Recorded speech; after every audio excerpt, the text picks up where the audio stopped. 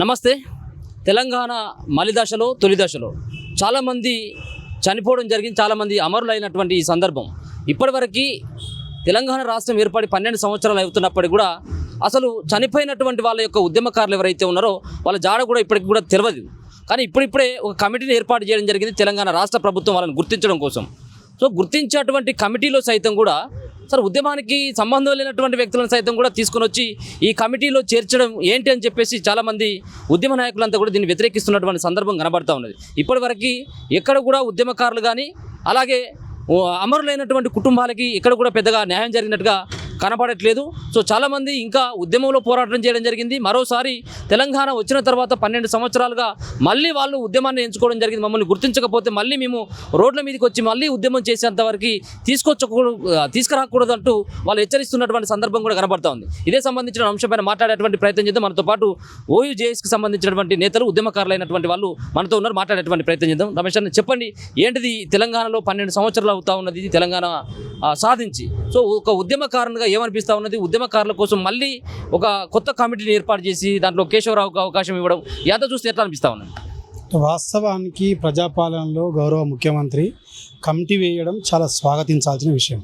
ఎందుకంటే ఒక సైడ్ కేసీఆర్ తెలంగాణ రాష్ట్రాన్ని అప్పుల కుప్పగా చేసిండు, అమరవీరులను మర్చిపోయిండు, ఉద్యమకాలను రోడ్డున వదిలిపెట్టిండు, నిరుద్యోగులను నిండా ముంచిండు. కాబట్టే ప్రభుత్వము కాంగ్రెస్ పార్టీ మేనిఫెస్టోలో పెట్టింది ఉద్యమకారులకు న్యాయం చేస్తామని చెప్పి. మేనిఫెస్టోలో ఏమని పెట్టింది? 250 గజాల స్థలం రూపంలో, అమరవీరుల కుటుంబాలకు 25,000 రూపాయల పెన్షన్ కానీ, ఆరోగ్య భద్రత కార్డులు కానీ, ఈ రకంగా రకరకాలుగా కొన్ని విధి విధానాలు తయారు చేయడం కోసమే కమిటీ వేసారు.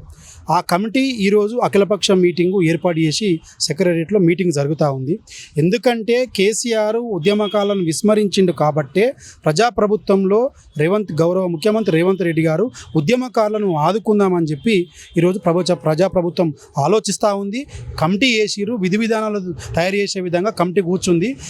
రాబోయే రోజుల్లో కూడా యూనివర్సిటీల జేఏసీల నుండి కానీ, ప్రజా సంఘాల నుండి కానీ, అదేవిధంగా మిగతా ప్రజా పార్టీల నుంచి కానీ మన రిపోర్ట్ తయారు చేసుకొని ఒపీనియన్ తీసుకొని ఏ విధంగా మనం ముందుకెళ్దాం, రూట్ మ్యాప్ ఎట్లా చేద్దాం, వీళ్ళకు ఏ విధంగా ఆదుకుందామని చెప్పి కమిటీ అనేది వారి యొక్క అభిప్రాయ సేకరణ జరగడం కోసం ఈరోజు కమిటీ కూర్చుందని సందర్భంగా గుర్తు చేస్తూ ఉన్నాం. అంటే ముఖ్యంగా ఈ 12 ఏళ్ళు అవుతూ ఉన్నప్పుడు కూడా సో ఒక పక్కన ప్రతి ప్రభుత్వం మా ప్రభుత్వం ఏర్పడ్డట్టయితే మేము ఉద్యమకారులకు చేస్తాం, అమరులకు చేస్తామని చెప్తాం. ఆ రోజు మీరు అన్నట్టుగా కేసీఆర్ సంబంధించిన ప్రభుత్వం ఉద్యమకారులను గుర్తించడం విఫలమైపోయింది. సో ఈ ప్రభుత్వంలో అయినా కనీసం ఇప్పటికి 2-3 సంవత్సరాలు అవుతూ ఉన్నప్పుడు కూడా ఎందుకు ఇంకా ఉద్యమకారులను గుర్తించలేనటువంటి స్థితిలో ఉంది అని చెప్పేసి అనుకోవచ్చు. పదవుల విషయంలో కావచ్చు, మిగతా సంబంధించినటువంటి అన్ని నామినేటెడ్ పదవులు కూడా ఇచ్చేటువంటి అవకాశం ఉన్నప్పుడు కూడా ఎందుకు ఇట్లా విస్మరించేటువంటి ప్రయత్నం చేస్తుందని అనుకోవచ్చు. అంటే ఇప్పుడు ప్రభుత్వం ఏమంటా ఉందంటే కేసీఆర్ రాష్ట్రాన్ని ఆగం చేసిపోయిండు, ఇప్పుడిప్పుడే కుదుట పడతా ఉండి కొంచెం ఓపిక పట్టండి, అన్ని సమస్యల పరిష్కారం కోసం నిధుల కోసం మేము ఆలోచిస్తూ ఉన్నాం, అభద్రతా భావానికి గురిగాకడని చెప్పి రేవంత్ రెడ్డి గారు పదే చెప్తా ఉన్నారు.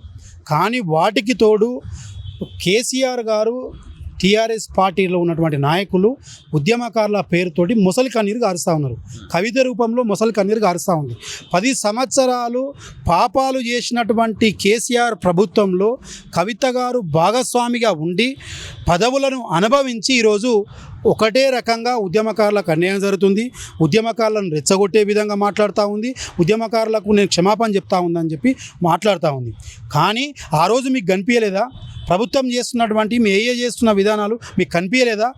ఆ విధానాలను వ్యతిరేకిస్తూనే తెలంగాణ ప్రజలు గతంలో ఏ విధంగా అయితే కొట్లాడినరో తెలంగాణ రాష్ట్రం కోసం, తెలంగాణ రాష్ట్రం ఏర్పాటు చేసుకున్నారో అదేవిధంగా యూనివర్సిటీ విద్యార్థి నాయకులు కానీ, యూనివర్సిటీలో ఉన్నటువంటి మేధావులు కానీ, రాష్ట్రంలో ఉన్నటువంటి ప్రజలు కానీ, రైతులు కానీ కొట్లాడి అన్యాయం జరుగుతుందని చెప్పి కేసీఆర్ గారిని గద్దెదించారు. వాస్తవానికి కొంచెం లేట్ అవుతున్నారని చెప్పి అభద్ర భావంతో ఉన్నారు ఉద్యమకారులు. కానీ కమిటీ వేసారు కాబట్టి ఆ కమిటీకి మనం సామరస్యంగా విధి విధానాలు తయారు చేసే విధంగా మనము ఆ కమిటీకి సూచనలు చేద్దాం, ఆ కమిటీని మనం పని చేసుకునే విధంగా మార్చుకుందాం. కానీ తెలంగాణ బీఆర్ఎస్ పార్టీలో ఉన్నటువంటి మొసలి కన్నీరు గారుస్తున్నటువంటి కేసీఆర్ రూపంలో కానీ, కేటీఆర్ రూపంలో ఉన్నటువంటి మాటలకు మనం రెచ్చిపోవద్దని సందర్భంగా గుర్తు చేస్తా ఉన్నాను. సో తెలంగాణ ప్రాంతం అంటే ఆంధ్ర నుంచి విడిపోవాలి, సపరేట్గా రాష్ట్రం ఏర్పాటు కావాలని చెప్పేసి మీలాంటి వ్యక్తులు ఎంతోమంది పోరాటం చేయడం జరిగింది. జరిగింది, చాలామంది చనిపోయినటువంటి పరిస్థితి కనబడతా ఉంది. అయినప్పటికీ తెలంగాణ ఏర్పడి 12 సంవత్సరాలు అవుతున్నప్పుడు కూడా ఆంధ్ర పెత్తనం పోవాలన్నటువంటి ఉద్దేశంతో పోరాటం చేసినటువంటి మీలాంటి వాళ్ళు మళ్ళీ ఆంధ్ర వాళ్ళు వచ్చి ఇది ఏమైనా మీ అయ్య జాగిర అంటూ ఇటువంటి వ్యాఖ్యలు చేస్తున్నటువంటి ఈ తరుణంలో ఏమనిపిస్తా ఉందండి? చాలా బాధ అనిపిస్తుంది. ఫస్ట్ పవన్ కళ్యాణ్ గారు పక్క రాష్ట్రానికి ఒక డిప్యూటీ సీఎం, ఒక పార్టీకి అధ్యక్షులు, ఒక బ్రాడ్ ఆలోచనతోటి నిజంగా మీకు తెలంగాణ ప్రజలకు పాలకులు అన్యాయం చేస్తున్నారని అనిపిస్తే అమరవీరుల కుటుంబాన్ని ఆదుకునే విధంగా మీరు తిరగండి, వాళ్ళని పిలిచి ఆదుకోండి, కుటుంబాలను ఆ కుటుంబాలను గుర్తించండి, నిరుద్యోగుల గురించి మాట్లాడండి, తెలంగాణ ప్రజల యొక్క జరుగుతున్నటువంటి అన్యాయాల గురించి మాట్లాడండి. కానీ మీరు సరిగ్గా 12 సంవత్సరాలు రాష్ట్రం ఏర్పడిన తర్వాత ఆ తెలంగాణ వాదాన్ని మర్చిపోకముందే జూన్ 2 ఆవిర్భావ దినోత్సవ వేడుకలు ఒక సైడ్ జరుగుతుంటే మీరు నవనిర్మాణ సభ పేరుతోటి రెచ్చగొట్టే విధంగా ఇక్కడ సభ పెట్టి మీరు ప్రెస్ మీట్ పెట్టి మీరు తెలంగాణ మీ అయ్య జాగిరా తెలంగాణ వాదులు అంటే ఒక లెక్కన అని చెప్పి మీరు మాట్లాడే మాటలు ఏవైతే ఉన్నాయో మీ రూపంలో మీ వెనకాల కేంద్రం ఉందని సందర్భంగా మాకు ఆలోచన ఉన్నది. ఎందుకుందంటే మీకు నిజంగా చిత్తశుద్ధి ఉంటే మీరు భాగస్వామిగా ఉన్నటువంటి ఎన్డీఏ కూటమిలో మీరు పార్టీగా ఉన్నటువంటి వాళ్ళు మీరు అమరావతిని కట్టుకోండి, మీరు అమరావతి నిధులకు అమరావతి రాజధాని నిర్మాణం కోసం కేంద్రంతో కొట్లాడి నిధులు తీసుకొచ్చి ఆంధ్ర ప్రాంత ప్రజలకు మేలు జరిగే విధంగా ఒక రాజధాని నిర్మించండి. కానీ అక్కడ రాజధానికే దిక్కు లేదు, మీకు ఆలోచన లేదు. ఇక్కడ హైదరాబాద్కు వచ్చి మీ ఆస్తులను గతంలో కబ్జా చేసి ఆల్రెడీ కోడి చెరువు రూపంలో ఇక్కడ హైదరాబాదులో ఉన్నటువంటి ఆస్తులను కబ్జా చేసే విధంగా ఇక్కడ మొత్తం అశాంతిని రెచ్చగొట్టి ఇక్కడ హైదరాబాదును ఆగం చేద్దామని చెప్పి మీరు ఇక్కడికి వచ్చి మీ అయ్య జాగిరా అంటే తెలంగాణ ప్రజల అయ్య జాగిరు బరాబర్ తెలంగాణ మాది. ఎందుకంటే 60 సంవత్సరాల పోరాట ఫలితంగా 1200 మంది అమరవీరుల ఫలితంగా మేము మాలాంటి వ్యక్తులు వందలాది కేసులను నమోదు చేసుకొని జైలు జీవితం గడిపినాం. తెలంగాణ రాష్ట్రం కోసం కొట్లాడినాం. రాష్ట్రం ఏర్పడ్డది, ఆంధ్ర పెత్తందారులను పంపించినాం. మీరు నీ లెక్క సినిమాల నటించి రియల్ స్టార్లను కాదు, ఇక్కడ రియల్ స్టార్లు ఉన్నారు. మీ అన్నకున్నటువంటి పేరు నాగం చేస్తున్నావు. పెద్ద సినిమా రిలీజ్ అయింది కదా, తెలంగాణ ప్రజలు అనుకుంటే అవసరమైతే నీ కుటుంబం సినిమాలు ఆడనియరు. మీరు ఒకసారి ఆలోచించుకోవాలి. కానీ మేము అట్లాంటి మనస్తత్వం కాదు. మేము గతంలోనే ఆలోచించినాం, ప్రాంతాలుగా విడిపోదాం, అన్నదమ్ముల వల్ల కలిసి ఉందాం, తెలుగు రాష్ట్రాలుగా విడిపోదాం, ప్రాంత అన్నదమ్ముల వల్ల కలిసి ఉందాం అని చెప్పి గతంలోనే పిలిపించారు. సీమాంధ్ర ప్రజలకు కూడా ఎక్కడ కూడా అన్యాయం జరగదు, మీరు ఇక్కడ ఉండొచ్చు అని చెప్పినాం. కానీ మీ లెక్క ప్రాంతీయ వాదము పెట్టుకొని లోపల రాష్ట్రం విడిపోతే మేము 11 రోజులు తినలేనని మీరు గతంలో మీరు ఆల్రెడీ ఒక రాజకీయ నాయకుడిగా ఉండి ఒక ప్రాంతానికి డిప్యూటీ సీఎం ఉన్నారు. ఈ ప్రాంతం మీరు దూరం అయితే మీరు ఎందుకు అంతగానో అక్కసు మీకు ఒక్కసారి మీరు ఆలోచన చేయాలి. కాబట్టి మీ వెనకాల ఎవరున్నారంటే ఒక అమిత్ షా కనిపిస్తూ ఉన్నాడు, మీ వెనకాల ఒక నరేంద్ర మోడీ గారు కనిపిస్తూ ఉన్నారు, మీ వెనకాల తేజస్వి సూర్య గారు కనిపిస్తూ ఉన్నారు, మీ వెనకాల బీజేపీ పార్టీ ఉంది, చంద్రబాబు ఉన్నాడనే మీ రూపంలో హైదరాబాద్ మీద ఆస్తుల మీద కన్నేసి హైదరాబాద్ను ఆగం చేద్దాం అనుకుంటా ఉన్నారు. రాబోయే రోజుల్లో మీకు తరిమి కొట్టే రోజులు దగ్గరలో ఉన్నాయి. మీరు క్షమాపణ చెప్పాలని తెలంగాణ ప్రజలకని సందర్భంగా గుర్తు చేస్తూ ఉన్నాను. సలీం గారు, మీరు కూడా చాలా కీలకమైనటువంటి క్రియాశీలమైనటువంటి ఒక పాత్ర కూడా పోషించడం జరిగింది. ఏంటిది మళ్ళీ ఆంధ్ర నాయకుల యొక్క ఈ వ్యాఖ్యలు ఏ విధంగా చూసుకోవచ్చు? ఒక పక్కన ప్రాంతాన్ని కావచ్చు, ఒక పక్కన తెలంగాణ పౌరులను కానీ ఒక కించపరిచేలాగా మాట్లాడుతున్నటువంటి తీరు చూసినట్టయితే మీకున్నటువంటి అభిప్రాయం ఏమనిపిస్తూ ఉంది? తెలంగాణ ఉద్యమం కూడా ఈ పవన్ కళ్యాణ్ లాంటి ఆంధ్ర పెత్తందారులు ఆధిపత్య వర్గాలకు వ్యతిరేకంగా తెలంగాణ ఉద్యమం జరిగింది. ఎక్కడ కూడా ఆంధ్ర ప్రజలకు వ్యతిరేకంగా తెలంగాణ ఉద్యమం జరగలేదు. తెలంగాణ వచ్చింది, 2 రాష్ట్రాలుగా విడిపోయినాం, 12 సంవత్సరాలు అయింది. ఎవరి బతుకు వాళ్ళు బతుకుతున్నారు. తెలంగాణ వచ్చిన తర్వాత కూడా ఇక్కడి నుంచి ఆంధ్ర వాళ్ళు ఏం వెళ్ళిపోలేదు, తెలంగాణ ప్రజలను కూడా వాళ్ళని వెళ్ళిపోమలేదు. ఎవరి పని వాళ్ళు చేసుకుంటారు, ఎవరి బతుకు వాళ్ళు బతుకుతారు, ఎవరి ఉద్యోగాలు ఎవరి వ్యాపారాలు వాళ్ళు చేసుకుంటారు. అయితే ఈ పవన్ కళ్యాణ్ లాంటి ఆంధ్ర పెత్తందారులకు మొదటి నుంచి తెలంగాణ ఉద్యమం అంటే ఇష్టం లేదు, తెలంగాణ రాష్ట్రం అంటే ఇష్టం లేదు.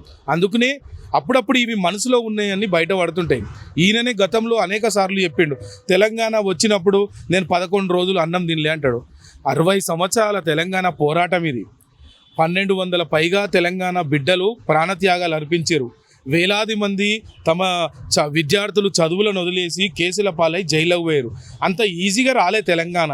అట్లాంటి తెలంగాణ వస్తే ఈయన 11 రోజులు అన్నం తినలేదంటే ఇక్కడే అర్థమైపోతుంది తెలంగాణ మీద పవన్ కళ్యాణ్కు ఉన్నది కపట ప్రేమ.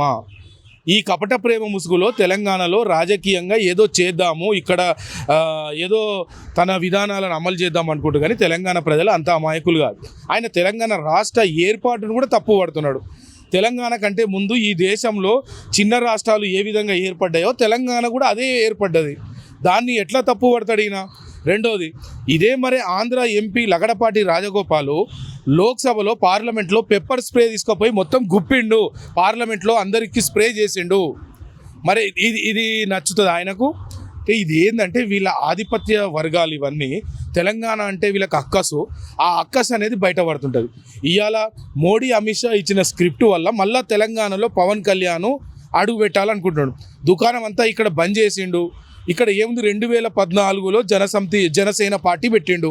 అప్పటి నుంచి అనేక ఎన్నికల్లో తెలంగాణలో పోటీ చేసిండు. తెలంగాణ ప్రజలు జనసేన పార్టీని ఎక్కడ కూడా స్వాగతిస్తలేరు, ఆశీర్వదిస్తలేరు. మొన్నటికి మొన్న మున్సిపల్ ఎన్నికల్లో కూడా 336 కౌన్సిలర్లలో జనసేన పార్టీ పోటీ చేసింది. అయినా తెలంగాణ ప్రజలు పెద్దగా పట్టించుకోరు. తెలంగాణ ప్రజలు సినిమా స్టార్ల వెంట పరిగెత్తే ప్రజలు కాదు. తెలంగాణ ప్రజలకు తెలంగాణ ఆత్మగౌరవం ముఖ్యం, తెలంగాణ అస్తిత్వం ముఖ్యం. వీళ్ళకేందంటే తెలంగాణలో వ్యాపారాలు చేసుకోవాలి, ముఖ్యంగా హైదరాబాదులో వ్యాపారాలు చేసుకోవాలి. మళ్ళీ ఈ హైదరాబాద్ మీద ఈ ఆంధ్ర పెత్తందారులకు మళ్ళీ ఒక గ్రిప్ కావాలి, ఒక కబ్జా కావాలి. ఇది పవన్ కళ్యాణ్ ముసుగులో జరుగుతుంది. దీని వెనుక నరేంద్ర మోడీ ఉంటాడు. ఎందుకంటే కేంద్రంలో ఉన్న బీజేపీకి కూడా తెలంగాణ ఏర్పాటు ఇష్టం లేదు. స్వయంగా నరేంద్ర మోడీ అన్నాడు తల్లి నుంచి బిడ్డను వేరు చేసిరని. అమిత్ షా అన్నాడు పార్లమెంటు తలుపులు మూసి తెలంగాణ తీసుకొచ్చిరని. మొన్నటికి మొన్న కర్ణాటకలో ఉన్నటువంటి బీజేపీ ఎంపీ అన్నాడు తెలంగాణ ఉద్యమాన్ని, ఈ విభజనను పాకిస్తాన్ విభజనతోటి పోల్చిండు. అంటే వీళ్ళ అక్కసు బయట పడతా ఉంటుంది. ఇది ఈ పవన్ కళ్యాణ్ చేసింది కూడా అది ఆంధ్ర పెత్తందారుల అక్కసు బయటపడ్డది. దీన్ని తెలంగాణ ప్రజలు ముమ్మాటికి 100% పవన్ కళ్యాణ్ మాటలను తీవ్రంగా నిరసిస్తున్నారు. పవన్ కళ్యాణ్ ఖచ్చితంగా తెలంగాణ ప్రజలకు క్షమాపణ చెప్పాలి. తెలంగాణ రాష్ట్ర ఏర్పాటును అవమానిస్తావు, అమరవీరులను అవమానిస్తావు, ఇష్టం వచ్చినట్టు మాట్లాడతావు. ఇక్కడ నీ పప్పులు ఉడకవు. నువ్వు ఒకప్పుడు సినిమాలో పవర్ స్టారు, రాజకీయాలకు వచ్చినాక నువ్వు పెయిడ్ ఆర్టిస్టుగా మారిపోయినావు. కేంద్రంలో ఉన్న బీజేపీ పెద్దలు ఏ స్క్రిప్ట్ ఇస్తే ఆ స్క్రిప్ట్ చదివే దిగజారే రాజకీయ స్థాయికి నీ పరిస్థితి వచ్చింది. తెలంగాణలో నీ పప్పులు ఉడకవు, తెలంగాణలో నీ రాజకీయాలు కూడా నడవవు. నువ్వు ఇట్లనే అహంకారపూరితంగా తెలంగాణ ప్రజల గురించి మాట్లాడితే ఖచ్చితంగా తెలంగాణ ప్రజలు నీ జనసేన పార్టీని తెలంగాణలో తప్పకుండా బొంద పెడతారు.